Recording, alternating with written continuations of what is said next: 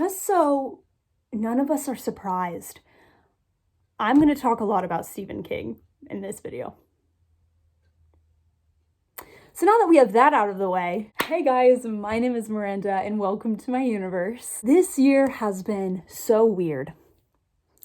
I think we all could agree on that. But I have read some pretty dang good books, and I have some pretty cool memories attached to most of these. So I'm gonna give you my top 10 books of 2020 today. I love making this video just because I love talking about the books that I love. I think especially nowadays we need a little more joy because it is around the holidays and we are coming to a close, and 2021 is going to open up a brand new chapter of our lives. And so I think it's good to look ahead, but also cherish the memories that we have in the past. Let's get her done. These are in no particular order, just so you know. I'm just simply talking about them as I pick them up. I will put Stephen King all together though. That's probably what I'll end up doing. All right, first things first, Death Note.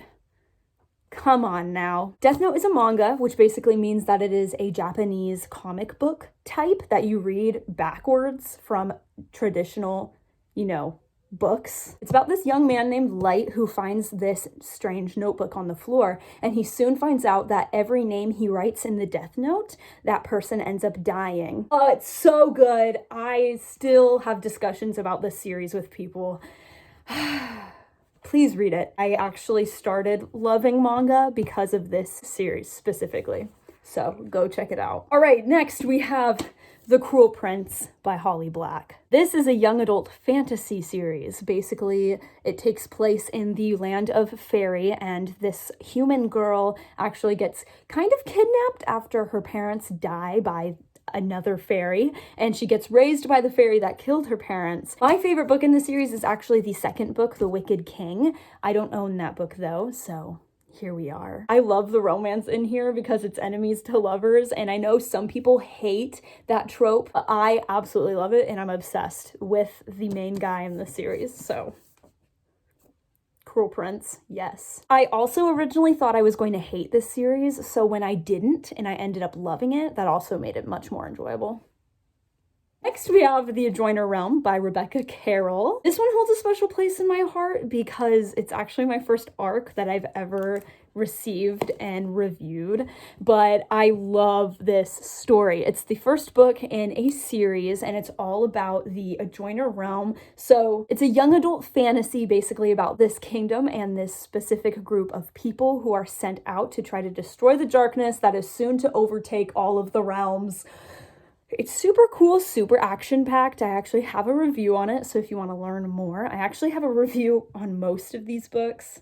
Probably wouldn't be able to include all of them up above, but I'll try my best. We'll find out. It definitely sets the stage for a super cool fantasy storyline. Highly recommend. It also has pictures throughout the book too.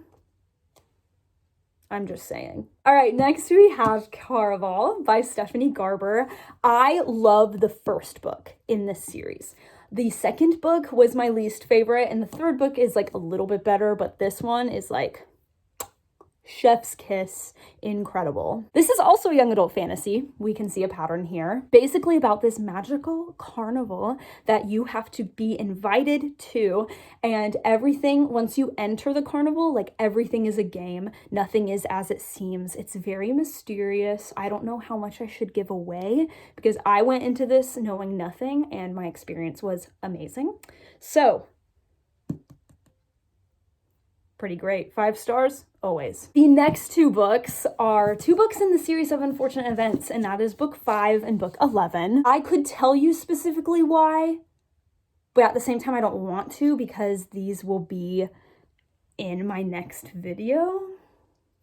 So we'll keep them on the down low for now. But overall, I'm very much enjoying myself reading this series, a series of Unfortunate Events. It's incredible. I love the characters. I think their adventures are super cool. I love it. But these two are my favorites, not just because the covers are like, whoo, hello.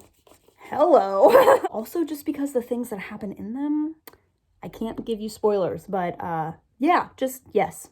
This series overall incredible. All of the books that I have read so far have been 5 stars. The last book that I have that is not by Stephen King, because I have 3 Stephen King books here, would be The Girl in Red. This one is by Christina Henry. I didn't think I was gonna like this book either, because I have picked up a Christina Henry book before, ended up absolutely hating it. So when I got this book, I was super skeptical, but I really like this one. This is basically like a horror twist version of The Tale of Little Red Riding Hood, and our main character, Red, she actually has a prosthetic leg. This book was just overall super cool because it had a lot of inclusivity and had a lot of representation in many different ways. Highly recommend this one. All right, now on to Stephen King, because this man is like my favorite author ever. The Institute. This one, I know I say this about a lot of Stephen King books that like, oh, it's 5 stars, I absolutely love it, but this one is my absolute favorite. This one is my number 1. I have yet to read a Stephen King book that absolutely captures my heart like this one does. This one is about a institute. Quite literally, they basically hunt down specific children that have special abilities, kill off their parents, and kidnap the kids to take them to the institute. Kind of fantasy, because a lot of the kids have telekinetic abilities, but also like, why are all of these children in America missing? It has super cool elements from both a fantasy world, but also our real life world, and like, legitimately there are thousands upon thousands of children missing, and so he kind of took that idea and bounced off of it, and I think he created a masterpiece out of it. I absolutely love this one. Whenever people ask me for Stephen King recommendations, I tell them The Institute. Now, I don't think it has like your classic Stephen King elements that you would get from like It or Carrie, but this one is so good. It's like one of his newest books, but I am absolutely in love with it, and I can talk on and on about it. And some of my favorite characters I've ever read about are in here too.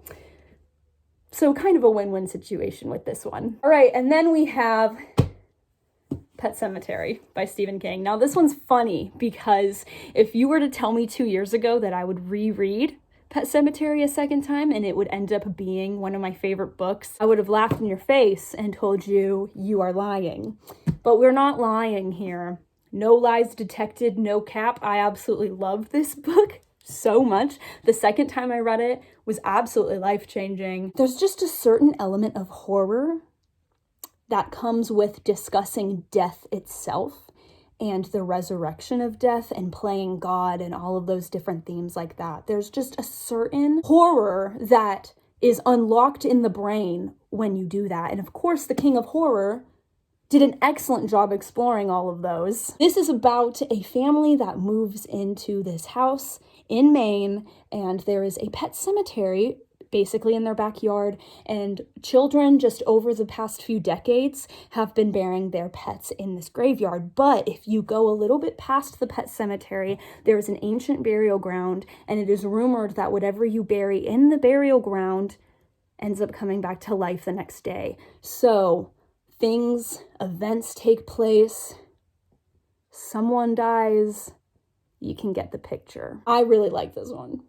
That is all. All right, and then last but not least, I'm going to talk about a book that actually is not a 5-star book. Surprisingly, I think I either gave it 3.5 stars, 4 stars, around there. Most likely 4 stars, but it's not 5-star book because the ending sucked. But this is the scariest book I've ever read in my life, so I feel like I need to give some credit to it. Under the Dome by Stephen King. This chonker. This was the longest book that I have read in 2020, and wow, it speaks volumes, man. If you want to be completely wrecked by how evil humanity is and can be, and if you want to really have your eyes opened to what people can do when they are on the brink of survival, read this one. I am haunted by this book. This book, like, yeah, you can say that It by Stephen King scares you, or Pet Sematary. A lot of people say Pet Sematary is the scariest Stephen King book, but this is the only one that I consistently think about.